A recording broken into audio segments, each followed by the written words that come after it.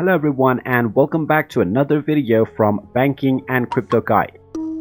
In this video, I'm going to show you how to buy Vechain on Trust Wallet.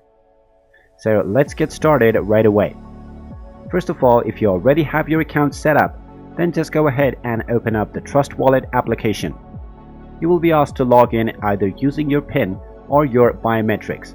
So just go ahead and log in and you will end up on the dashboard.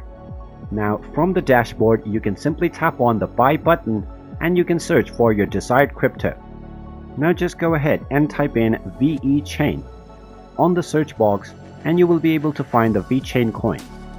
Just tap on it and this will take you into the buy screen. Now from the buy screen you can simply select your desired currency from the top right corner and type in how much you want to spend. You will then be shown how much Vechain you will receive. Now since the best exchange is already selected by default, you can simply tap on the next button to proceed with buying your crypto. And there you have it. That is how easy it is to buy Vechain on Trust Wallet. If you find this video helpful, make sure you hit that like button and subscribe to our channel if you haven't done so already.